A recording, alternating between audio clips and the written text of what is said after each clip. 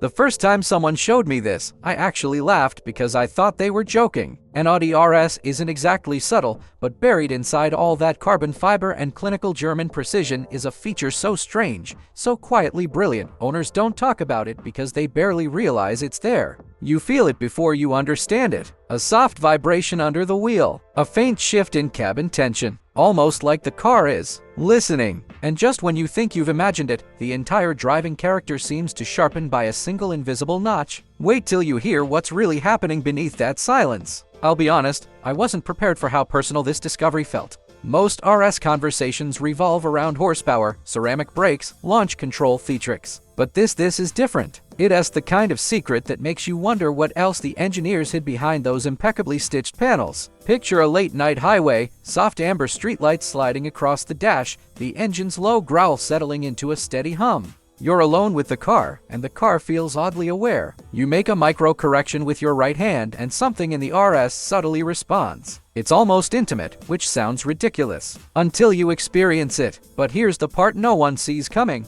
There's an adaptive torque biasing algorithm deep in the RS control unit that doesn't just predict traction needs, it profiles your driving intent through microscopic steering and pedal pressure patterns. The first time I felt it kick in, the front end seemed to tighten like fabric pulled taut. The steering gained this satin-like resistance, light but intentional, almost warm. The chassis hunkered down without a single sound cue, just a faint shift in the cabin's resonance, as if the air got denser. And while the feature technically exists in documentation, it's buried beneath terminology that practically guarantees no one reads it. The real magic is how it feels, like the car senses your confidence level and quietly adjusts its own. But that's only the beginning, because the next secret isn't about feel at all. It's about anticipation. Here's the thing, most people assume the RS's aggression is triggered manually, dynamic mode, paddle inputs, throttle commands. But during a test session on a mountain pass, something happened that forced me to rethink everything. I hesitated just a fraction before entering a sweeping left, and the RS didn't wait. It preloaded the suspension, shifted yaw control, and delivered torque exactly where I would have needed it, before I even made the move. The contrast hit me hard.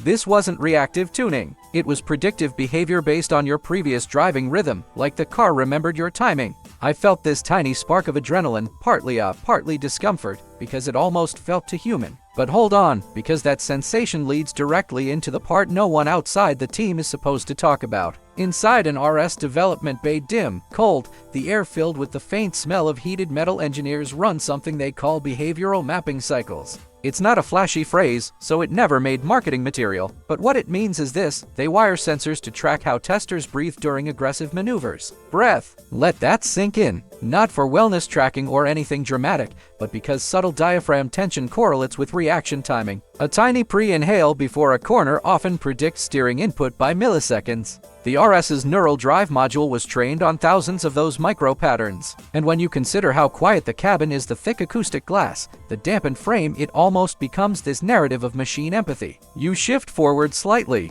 your foot tenses, the car reads the moment and aligns all its mechanical muscles accordingly. And this isn't marketing fluff. It has the hidden layer that separates the RS from every other performance sedan trying to shout louder than its engineering. But even this isn't the wildest part. The real secret, the one that made me just sit there in the driver's seat and exhale, is that the RS doesn't simply adapt to you. Over long-term use, it actually chooses a dominant driving personality based on the style you display most confidently. Not the style you use most often, but the one the system decides you're best at. If you're precise, it becomes surgical. If you drive with rhythm, it becomes fluid. If you're bold, it becomes sharp-edged and restless. And once it locks in that personality, the whole car feels sculpted around your strengths. It's subtle, almost invisible to anyone else, but you notice it every time you settle into the seat and the steering wheel seems to meet your hands with the exact weight you didn't know you wanted. It's eerie, and honestly kind of beautiful. Now here's what I can't stop thinking about.